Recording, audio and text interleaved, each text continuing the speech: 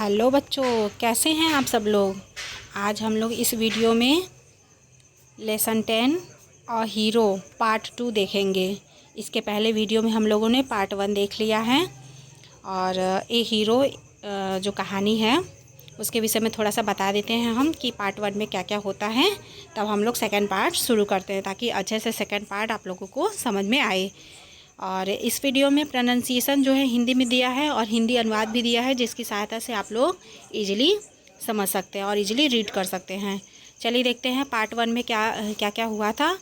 एक लड़का रहता है जिसका नाम स्वामी रहता है और वो बहुत लेजी और डरपोक रहता है। उसके पिताजी चाहते थे कि वो एक बहादुर बच्चा बने।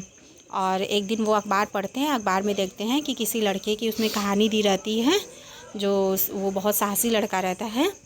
उसकी कहानी दी रहती है कि एक बार किसी जंगल में वो जाता है और उसको बाघ मिल जाता है उसके सामने। तो वो कैसे अपने साहस से उस बाघ से बचता है। वो पेड़ पे चढ़ जाता है तब तक कि जब तक उसके और गांव वाले नहीं आ जाते हैं और जब तक उसको मार नहीं देते हैं वो कैसे अपना जान उस बाघ से बचाता है। तो उसके पिताजी को वो कहानी अच्छी लगती है कि इसी तरीके से मैं भी अपने बच्चे को साहसी बनाऊंगा। और इस विषय में स्वामी से उस लड़के से अपनी राय पूछते हैं। तो वो लड़का कहता है कि पिताजी कैसे कोई लड़का ऐसे छोटा लड़का कैसे किसी बाघ से लड़ सकता है। और तो पक्का वो बहुत ही बड़ा होगा, बहुत साहसी होगा, बहुत बड़ा होगा। तो उसके पिताजी कहते हैं कि नहीं, साहस कोई कितना भी एलिफेंट जैसा लड़का हो, एलिफेंट जैसा कोई व्यक्ति हो या कोई एलिफेंट हो, अगर उसमें साहस नहीं है तो वो साहसी नहीं हो सकता, बहादुर नहीं हो सकता है। या फिर और कोई कितना भी भूसे जैसा आदमी हो, चींटी हो, अगर उसमें साहस है तो वो कुछ भी कर सकता है। तो इसी तरीके से उसको कहते हैं कि तुम्हें भी साहसी बनना होगा। इसलिए तुम क्या करोगे कि आज से तुम जो उनके घर में ही एक किसी कमरे में ऑफिस बनाया गया था, उससे बोलते हैं कि तुम उस ऑफिस वाले कमरे में तुम सोओगे अकेले। और वो जो लड़का था वो हमेशा अपने दादी माँ के पास सोता था, क्योंकि बचपन में सब अपने दादी माँ के साथ सोते हैं, अपने किसी ना किसी घर के सदस्य के पास ही सोते हैं। लेकिन उसके पिताजी उसको साहसी बनाना चाहते हैं। तो वो बोलते हैं कि तुम अपने दादी माँ के कमरे में नहीं सोओगे, आज वो तुम ऑफिस में सोओगे। तो वो लड़का कहता है कि नहीं पिताजी, मैं अगले महीने से जो है कि अकेले उस कमरे में सोऊंगा ऑफिस में। तो उसके पिताजी कहते हैं नहीं, तुम आज से ही सोओगे। तो क्या करता है कि सोचता है कि पिताजी आए उसके पहले ही मैं जा कर के सो जाऊं दादी माँ के पास। तो वो जाता है दादी माँ के पास। से उसको नींद तो आती नहीं है, लेकिन फिर भी वो फटाफट रजाई में ऐसे चादर में मुँह डालता है और सो जाता है। लेकिन पिताजी उसके आते हैं, कहते हैं कि तुम्हें चलना होगा, और उसके पिताजी उसको ले जाते हैं। यहाँ तक हम लोगों ने पार्ट 1 में देखा था। अब देखते हैं पार्ट 2 में क्या होता है। चलिए स्टार्ट करते हैं। और ये जो है कहानी का नाम हीरो है। लेखक जो हैं इसके R.K. नारायण हैं। और इस पात्र में उसके माता पिता हैं, स्वामी हैं, दादी हैं। शिक्षा भी देखिए इससे क्या मिलता है कि साहस शारीरिक बल से बड़ा होता है।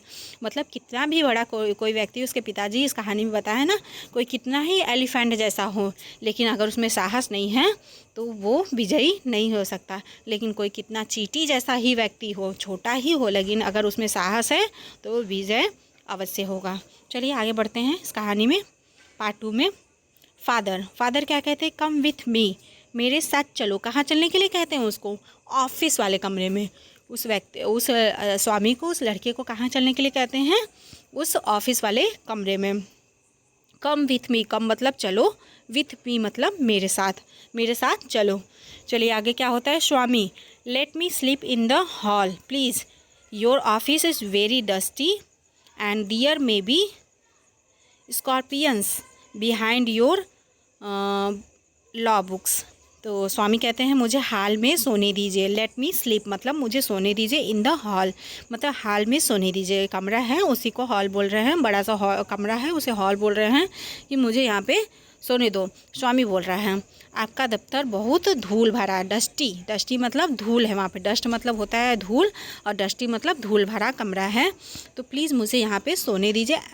And there may be scorpions behind your law books. Law books मतलब आपके कानून की किताबें। हो सकता हो, यहाँ पे नहीं, इस पाठ में तो नहीं दिया गया है, लेकिन हो सकता हो कि उनके पिताजी क्या हों, वकील, कानून की किताबें रखे हैं तो वकील हों। तो कानून की किताब के पीछे बिच्छू भी हो सकता है। स्कॉर्पियंस मतलब होता है बिच्छू, बिहाइंड मतलब पीछे, योर मतलब आपके, योर मतलब होता है तुम्हारा, लेकिन अपने से बड़ों को क्या बोलते हैं, आप बोलते हैं। तो आपके कानून की किताबों के पीछे हो सकता हो बिच्छू हो। तो मुझे प्लीज़ यहाँ पे सुने दीजिए। आगे देखते हैं। Father, no you must learn not to be afraid of darkness, it is only a question of habit, you must cultivate good habits. तो उसके पिताजी क्या कहते हैं, नहीं, तुम्हें अंधेरे से डरना छोड़ना होगा। No you must learn, learn मतलब सीखना होगा। To be afraid of darkness, darkness माने अंधेरा, अफ्रेड मतलब डरना। ठीक, आगे बढ़ते। It is only a question of habit, यह केवल आदत का सवाल है। हैबिट मतलब होता है आदत, क्वेश्चन मतलब प्रश्न, ओनली मतलब केवल। तो यह केवल आदत का सवाल है। तुम्हें अच्छी किताबें, अच्छी आदतें डालनी चाहिए। You must cultivate good habits, good habits मतलब अच्छी आदतें, कल्टिवेट मतलब डालनी चाहिए। तो तुम्हें अच्छी आदतें डालनी चाहिए। आगे देखते हैं, आगे लाइन में क्या होता है। As the night advanced and the silence in the house depend Swami's heart beat faster.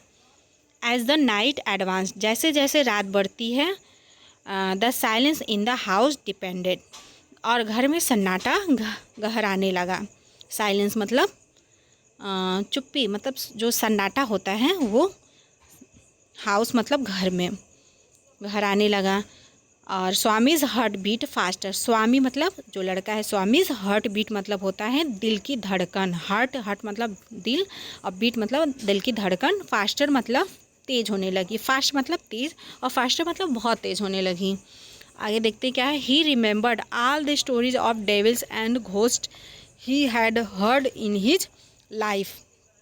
He remembered मतलब उसे याद आने लगी। All the stories, all the stories मतलब सभी, स्टोरी माने कहानियाँ, ऑफ डेविल्स, डेविल्स मतलब होता है भूत प्रेत, एंड घोस्ट मतलब भूत प्रेत, भूत, डेविल्स एंड घोस्ट मतलब भूत प्रेत। He had heard in his life, जो उसे अपने जीवन में कभी न कभी कहानियाँ भूत प्रेत की सुनी होगी। जब सन्नाटा होता है तो उसको याद आने लगती है। कभी कभी ऐसा होता है ना, आप लोगों के साथ हुआ है कि नहीं, जब कभी अकेले रहिए और भूत प्रेत की कहानियाँ सुनी हो तो वो सब दिमाग में चलने लगती हैं, क्या भूत है, वहाँ कुछ दिख रहा है, ये ऐसे हुआ है, तो उसको भी ऐसा लगने लगता है। किसको, स्वामी को। आगे देखते क्या है। He shut his eyes tight and covered himself with his blanket under the bench.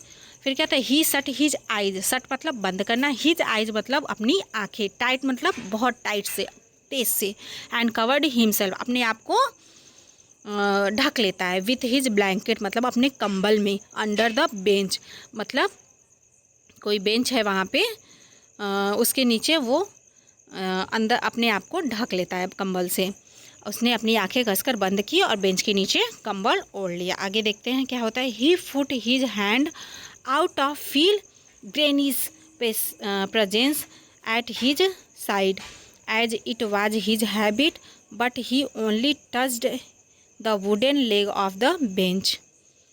उसने दादी के पास होने का एहसास करने के लिए हाथ बढ़ाया, जैसे कि उसकी आदत थी। जैसे अपने दादी के पास सोता था तो दादी को पकड़ के सोता होगा, तो उसने जैसे ही दादी को पास होने का एहसास करने के लिए हाथ बढ़ाया, जैसा कि उसकी आदत थी, लेकिन उसे सिर्फ बेंच के लकड़ी का पैर महसूस हुआ। किसी बेंच के नीचे वो छुपा था, अब उसे डर लग रहा था, तो कोई बेंच था, बेंच के नीचे वो छुप गया था। जैसे हाथ बढ़ाता है कि जैसे दादी को पकड़ के सोता होगा, लेकिन क्या दिखता है उसको, क्या महसूस होता है, सिर्फ बेंच की लकड़ी का पैर महसूस हुआ। आगे देखते हैं क्या होता है। ही स्वेटेड विथ फ्राइट, वह डर के मारे पसीने पसीने हो गया। स्वेटेड मतलब पसीना, विथ फ्राइट मतलब डर के मारे पसीना पसीना हो गया। Swami moved to the edge of the bench, he started into the dark days. Swami moved मतलब सरक गया, to the edge of the bench मतलब बेंच के दूसरे किनारे सरक गया। He started into the darkness, वह अंधेरे में घूरने लगा, अंधेरा था,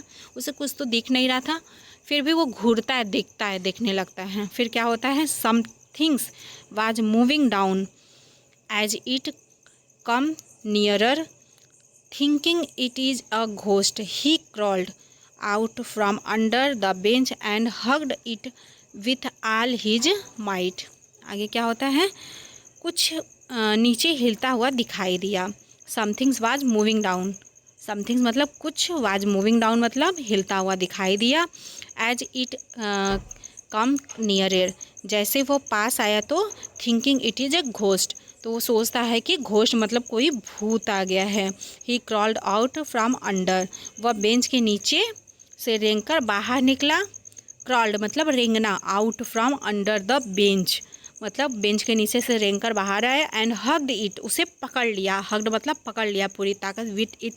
it with all his might मतलब उसे अपनी पूरी ताकत से उसको पकड़ लिया। आगे देखते हैं क्या होता है। ही used his teeth on it like a weapons, मतलब उसने अपने दांतों को, टीथ मतलब दांत, विपन्स मतलब हथियार, और used his teeth on it like a weapons मतलब अपने दांतों को हथियार के जैसा उसको काटा, मतलब दांतों से उसको पकड़ के बहुत देर से काटा। The creature yellow out in pen, वह प्राणी जो वहाँ पे था रहा होगा वह दर्द के मारे चिल्ला उठा, एकदम येल्ड आउट इन पेन मतलब दर्द, क्रीचर मतलब प्राणी, येल्ड आउट मतलब दर्द से चिल्ला उठा। आगे देखते हैं। In a moment his father the cook and a servant came in carrying a light. In a moment मतलब कुछ ही क्षणों में, हिज फादर मतलब उसके पिता, द कुक मतलब रसोइया जो उसके घर में खाना बनाते थे, एंड अ सर्वेंट और एक नौकर हाथ में दीपक लेकर कमरे में आए। उस कमरे में जब वो चिल्लाया, जिसको काट लिया तो वो चिल्लाया, तो उस कमरे में आए तो क्या देखते हैं क्या होता है। All the three fell on the burglar who lay at amidst the furniture with a bleeding ankle. तीनों उस चोर पर झपट पड़े। वो क्या था एक्चुअल में, एक्चुअल में उनके घर में कोई चोर आया था, तो तीनों उस चोर पर झपट पड़े। कौन कौन, उसके पिताजी, नौकर और जो उनके घर में खाना बनाता होगा रसोइया, वो झपट पड़े। हु ले एडमिलिस्ट, जो फर्नीचर के बीच पड़ा था और उसके टखने से खून बह रहा था। खून क्यों बह रहा था, क्योंकि वो जो स्वामी था उसके पैरों पे काट लिया था। टखने मतलब ये नीचे टखना होता है ना, जहाँ से वो फुट होता है, वहाँ से खून बह रहा था। फादर कॉल द पुलिस, और तुरंत ही क्या होता है, पिताजी ने पुलिस को कॉल किया। कॉल द पुलिस, पुलिस मतलब जो पुलिस होते हैं, कॉल मतलब बुलाया। The police was grateful to Swami as he had caught the notorious thief, मतलब पुलिस स्वामी की आभारी थी। ग्रेटफुल मतलब आभारी, उसको थैंक यू बोलते हैं पुलिस लोग। As he had catch the notorious thief, क्योंकि उसने एक कुख्यात चोर को पकड़ लिया था, मतलब बहुत जानी मानी, मतलब लोगों को परेशान करके रख लिया था, हर जगह चोरी कर रहा था। उसको पुलिस पकड़ना चाहती थी लेकिन वो पकड़ नहीं पा रही थी, और उस चोर को कौन पकड़ लिया, स्वामी ने पकड़ लिया, इसलिए पुलिस जो थी आभारी थी। The next day in the school Swami's classmate congratulated him and looked at him with respect। अगले दिन, एंड द नेक्स्ट डे मतलब अगले दिन, इन द स्कूल मतलब स्कूल में, स्वामी's classmates मतलब स्वामी के क्लासमेट्स जो सहपाठी, कंग्रेचुलेटेड मतलब उसको बधाई देते हैं, हिम मतलब उसको, and looked at him with respect और उसको सम्मान की दृष्टि से उसको देखते हैं। चलिए आगे बढ़ते हैं क्या होता है। The headmaster said that Swami was a true scout, मतलब हेडमास्टर मतलब प्रधानाध्यापक, सेड मतलब कहा, दैट स्वामी कि स्वामी एक सच्चा स्काउट है। स्वामी वाज ए ट्रू स्काउट मतलब स्वामी एक ट्रू मतलब सच्चा स्काउट है। The news of his bravery was also published in Malgudi times. The news of मतलब खबर, ऑफ हिज ब्रेवरी मतलब उसकी बहादुरी की, वाज आल्सो पब्लिश्ड मतलब ये भी प्रकाशित हुई। इसके पहले तो उनके पिताजी ने जो ने कहानी जो बताई थी वो तो पब्लिश हुई ही थी, और इनकी भी कहानी प्रकाशित होती है, किसकी, स्वामी की, इन मालगुडी टाइम्स मतलब किसी अखबार का नाम है मालगुडी टाइम्स, उसमें प्रकाशित होती है। देखते हैं आगे क्या है। This story has been adopted from Malgudi Days by R.K. Narayan. तो दिस स्टोरी मतलब यह कहानी, हैज़ बीन एडॉप्टेड मतलब से ली गई है। किससे ली गई है? मालगुडी डेज। किसके द्वारा? आर के नारायण। जो आर के नारायण राइटर हैं, ये स्टोरी के इसको कौन लिखा है? आर के नारायण द्वारा। चलिए ये चैप्टर, ये जो स्टोरी थी यहाँ पे ख़त्म होती है।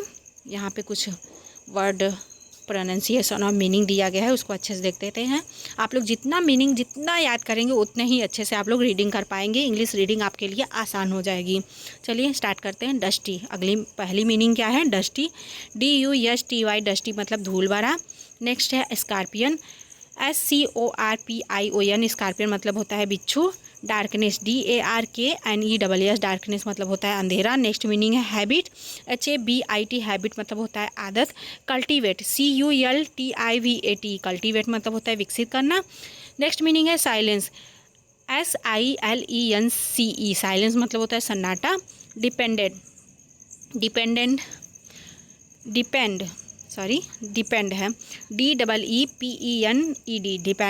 मतलब होता है गहराया। बीट, BEAT, बीट मतलब धड़कना। नेक्स्ट मीनिंग है डेविल, DEVIL, डेविल मतलब होता है शैतान। घोस्ट, GHOST, घोस्ट मतलब होता है भूत। ब्लैंकेट, BLANKET, ब्लैंकेट मतलब कंबल। बेंच, BENCH, बेंच मतलब होता है बेंच। वुडन, WOODEN, वुडन मतलब लकड़ी का। प्रेजेंट, PRESENC, प्रेजेंस मतलब उपस्थिति। स्वेटेड, SWEATED, स्वेटेड मतलब होता है पसीना आया। फ्राइट, FRIGHT, फ्राइट मतलब होता है डर। अगली मीनिंग है एज, EDGE, एज मतलब होता है किनारा। अगली मीनिंग है स्टेयर, STARE, स्टेयर मतलब घूरना। नेक्स्ट मीनिंग है मूविंग, MOVING, मूविंग मतलब हिलना। अगली मीनिंग है क्रॉल, CRAWL, क्रॉल मतलब होता है रेंगना। हग, HUG, हग मतलब गले लगाना या पकड़ना। नेक्स्ट मीनिंग है माइट, MIGHT, माइट मतलब पूरी ताकत। चलिए अगले पेज पे चलते हैं, कितनी मीनिंग है देखते हैं। मीनिंग आप लोगों को याद करना बहुत ही ज़रूरी है। जितना मीनिंग याद करेंगे आप रीडिंग उतने ही अच्छे से कर पाएंगे, आप लोगों को इंग्लिश उतने ही अच्छे से आ पाएगा। वेपन, WEAPON, वेपन मतलब होता है हथियार। अगली मीनिंग है क्रीचर, CREATURE, क्रीचर मतलब जीव या प्राणी। येल, YELL, येल मतलब चिल्लाना। नेक्स्ट मीनिंग है पेन, PAIN, पेन मतलब होता है दर्द। सर्वेंट, SERVANT, सर्वेंट मतलब होता है नौकर। केयरिंग, CARRYING, कैरिंग मतलब होता है लेकर आना। लाइट, LIGHT, लाइट मतलब होता है रोशनी। बर्गलर, BURGLAR, बर्गलर मतलब होता है चोर। एमीडस्ट, AMIDUDST, एमीडस्ट मतलब होता है बीच में। फर्नीचर, FURNITURE, फर्नीचर मतलब होता है फर्नीचर। ब्लीडिंग, BLEEDING, ब्लीडिंग मतलब होता है खून बहना। एंकल, ANKEL, एंकल मतलब होता है टखना। पुलिस, POLIC, पुलिस मतलब पुलिस। ग्रेटफुल, GRATEFUL, ग्रेटफुल मतलब होता है आभारी। नोटोरियस, NOTORIOUS, नोटोरियस मतलब कुख्यात। थीफ, THEIEF, थीफ मतलब चोर। क्लासमेट, CLASSMAT, क्लासमेट मतलब होता है सहपाठी। नेक्स्ट मीनिंग है कांग्रेचुलेशन, कंग्रेचुलेट, CONGRATULAT, कांग्रेचुलेट मतलब बधाई देना। रिस्पेक्ट, RESPECT, रिस्पेक्ट मतलब होता है सम्मान। हेडमास्टर, HEADMAST, या हेडमास्टर मतलब होता है प्रधानाध्यापक। ट्रू, TRUE, ट्रू मतलब सच्चा। अगली मीनिंग है स्काउट, SCOUT, स्काउट मतलब होता है जासूस या वीर बालक। ब्रेवरी, BRAVERY, ब्रेवरी मतलब बहादुरी। नेक्स्ट मीनिंग है पब्लिश्ड, PUBLISHED, पब्लिश्ड मतलब प्रकाशित। अगली मीनिंग है न्यूज, NEWS, न्यूज मतलब समाचार। एडॉप्टेड, ADOPTED, अडॉप्ट मतलब रूपांतरित। डेवलिश, DEVILISH, डेवलिश मतलब होता है शैतानी। डेविल से बना हुआ है डेवलिश मतलब शैतानी। फियर, FEAR, फियर मतलब भय या डर। चलिए यहाँ पे ये मीनिंग यही समाप्त हुआ और ये स्टोरी भी यहाँ समाप्त हुई है। अगले वीडियो में हम लोग इनके क्वेश्चन आंसर के बारे में, एक्सरसाइज के बारे में देखते हैं। आई होप कि आपको ये वीडियो पसंद आया होगा और समझ में भी आया होगा। तो मिलते हैं नेक्स्ट वीडियो में। Thank you.